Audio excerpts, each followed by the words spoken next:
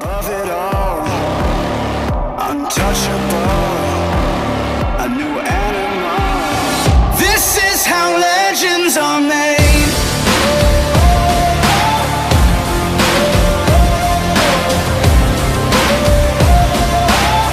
This is how legends are made.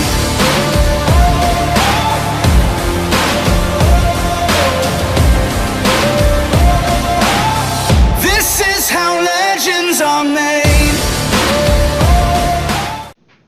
Hey guys, what's going on? This is Jeremy LaRose. Welcome to another week of LSH Live. We are doing another little follow-up video on Peanut here. So we want to go over all the things that we got through the Congress with, the huge progress that we made. I want to show you guys that and really how we put it all together. So I want to go back over one of the videos from Congress that we did earlier, and then we'll got some new footage here that we're going to go over. Probably my favorite ride of the Congress, the one in which I thought we made the most progress. We're going to cover that and how we did things, and then show you what we had when we got home. So this was after a week off for her. She got a little bit of time off, bring her back out, and you can see how much better she is. So with that being said, let's get started here. So right away, first things first, you see me stop this horse. We're going to push her hips around. We're going to push her shoulders around. So right into that indirect turn. The indirect turn, the whole idea here, we're putting those front feet closer to those hind feet, making her get soft in this left side, get soft in this left face, left chin, same deal, respect this left leg. So that'll give me the ability to lope straight ahead, and that's so important to me. So this next thing right here, this hip around, we do a ton of this. So important. You cannot show a pleasure horse in today's industry if you do not have control of their hip. So you got to be able to push those hips around. And what I want you to pay attention to, and I'm going to do that move again so you can see it, and it's just one of those things that you're going to have to put the time into, and you're going to have to just kind of bite the bullet because they don't typically like to give those hips up, and push through and keep chipping away at, because it's so important.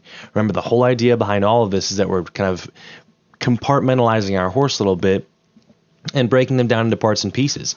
We want to have control of our shoulders, we want to have control of our ribs, we want to have control of our hips. So you're going to have to do a lot of these hip around moves.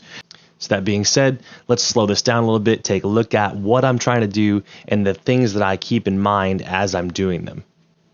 So biggest thing for me, you're going to see me split my hands wide. I'm going to stay loping right up until I push her hips around. I'm not going to stop her and stop that momentum and stop her forward motion and push her hips around. I'm going to grab her right out of midair. And that's really important. That's a big aspect of this deal. I'm going to grab her right out of midair, pull that rein. She's going to have to break down.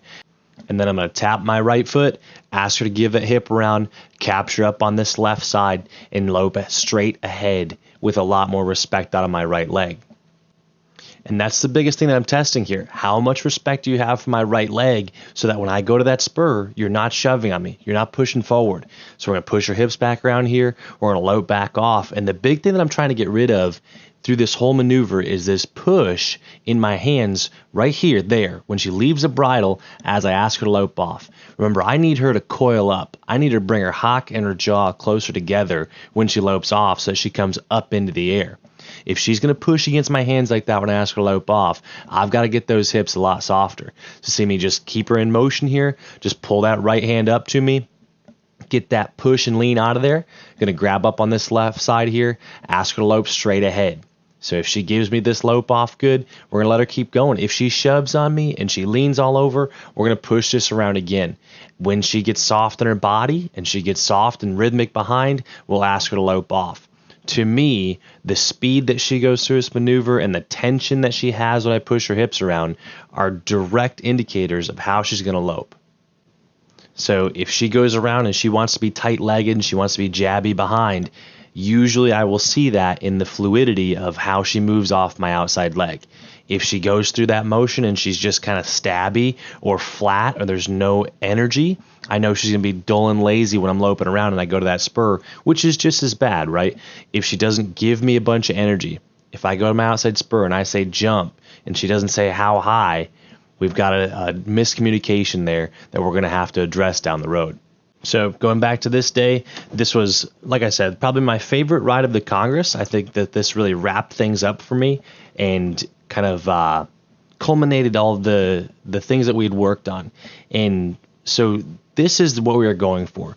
In all of the videos and stuff that we've done so far, this is kind of like where I wish all of my horses got to, where she's just kind of starting to willingly give me all of her parts and pieces. I have control of everything that I'm asking for, and we can start practicing. So this is, like I said, the first time that we really started putting her down, and you see me reach back and put a hand on her tail, so we kind of get an idea of what she's going to look like when she gets a fake tail in, right? So packing that back end, asking her to stay tucked up back there, that's what's going to happen when you put a little bit of a weighted tail in there. So we like to know what that looks like now. It's not anything fancy. It will, I guess, make them tuck their back end up a little bit harder, but really nothing in as far as like training maneuver here. Just trying to get us a good look at what this finished show horse will be.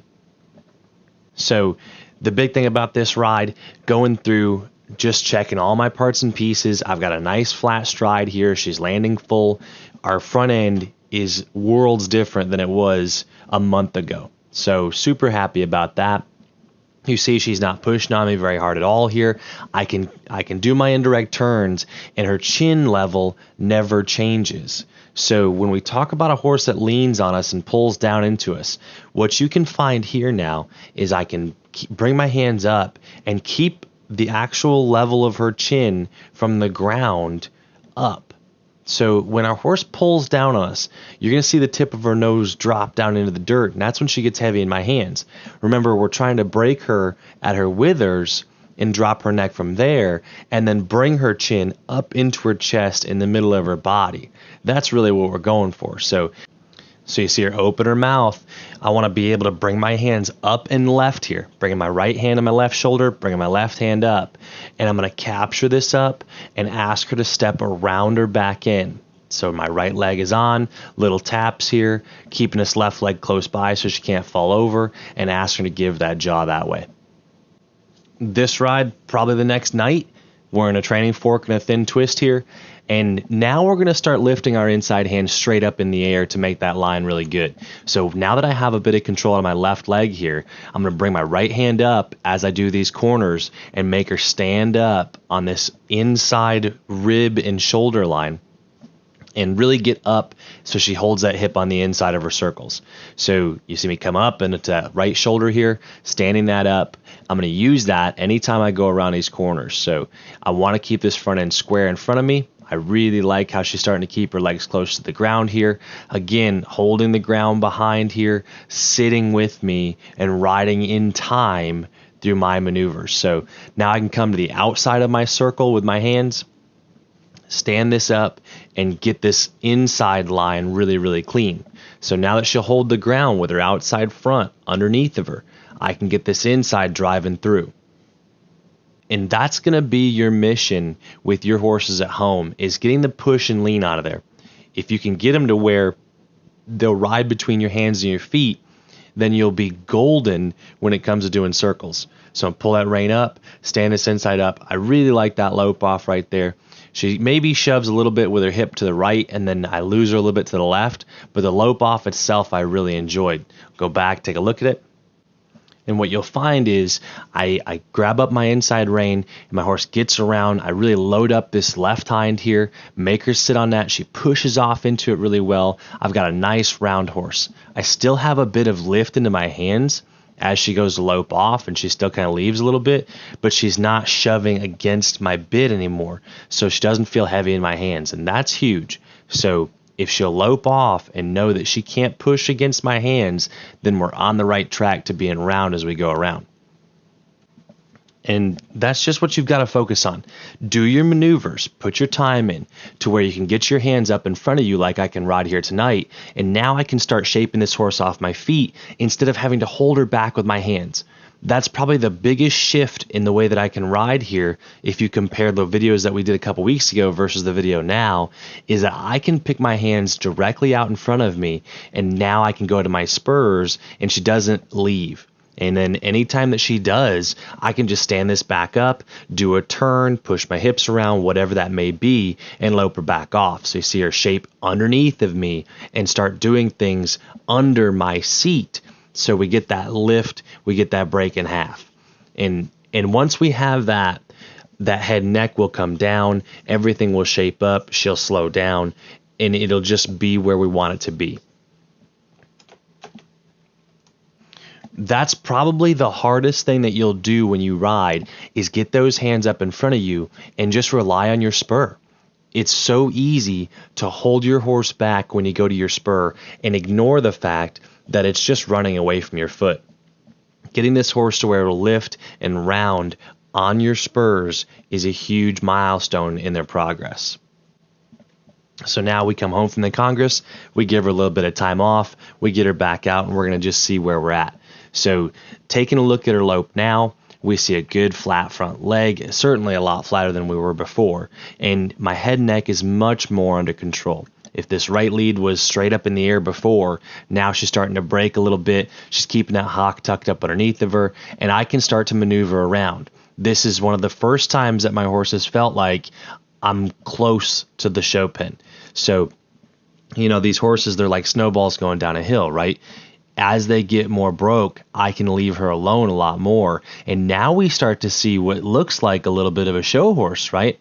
If you had a little bit more time, you could just take that look right there, that line that she just gave me, and imagine what that would look like when you get to the show pen. So really exciting ride for us. If you look back on this horse's career, we've let her come back to us. We've let her figure her legs out, and we're going to have a really nice horse because of it.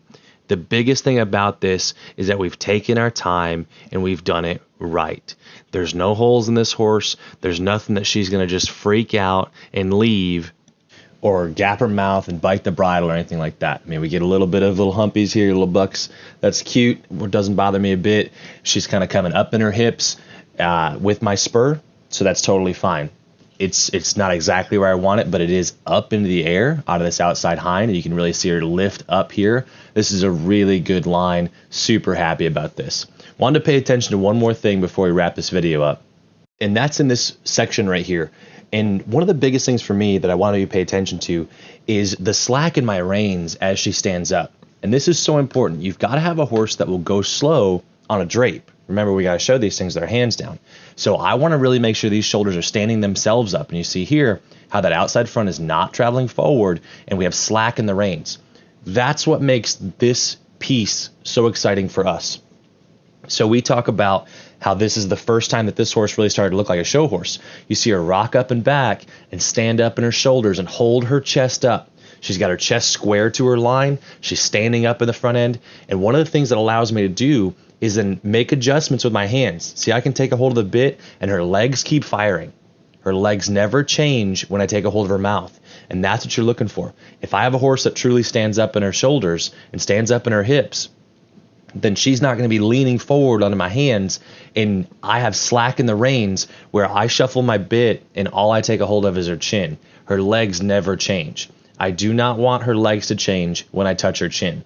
If they do, then her jaw and her chin and her neck are connected to her shoulders, and I don't want that. So looking at that, this is really what we're going for, is I want to be able to take a hold of my hands, grab a hold of her jaw here, shuffle my bit left to right, pick her chin up into her body, see how it doesn't fall below the line of her body, and her legs never change. If her legs change when I do this, then her shoulders are not standing up to me, and they're leaning down into my hands. So see, when I set her down, I have slack in my reins, I can pick up, I can stand her up harder, so I get a more full stride, I get more depth behind, and she doesn't change her fundamental movement, which is the rhythm just keeps going. That's what you're looking for. That's all of these maneuvers that we've done up to this point. The indirect turn, the stop and turn around, the side pass is all about separating her jaw from her shoulders so she can't lean on you. So this ride right here, this was a huge moment in this horse's development. This is kind of the breakthrough that we always go for with all of our horses. Like I said before, I wish all of my horses got to this stage right here. If you guys can get your horse to this point right here, this slope right here is showable at a lot of places that you'll go. We need this to be just a touch more round, a touch more showable, but other than that, she's doing everything that I want her to do as far as loping from up high, lifting on the outside, splitting the inside, lifting the outside front, splitting the inside front. Now it's just going to be time getting her comfortable there. So a breakthrough ride for us. Go for these same breakthroughs in your rides at home. I hope you guys all had a great Thanksgiving. We missed you so much. We were in Minnesota, and then we got busy with the holidays, but we are back now. I have so much more footage from the Congress. We're going to show you some professional trainers' rides and kind of show you what their horses are doing, break that down, continue to train your guys' eye for this pleasure horse stuff, as well as go over our showing and how we did at the Congress. And we have the video from that ride that we're going to play, and we can go over that and the things that we did well, things we didn't do well, things we want to work on. So keep working at home, guys. We love you. Thank you so much for your support. We will see you in the next video.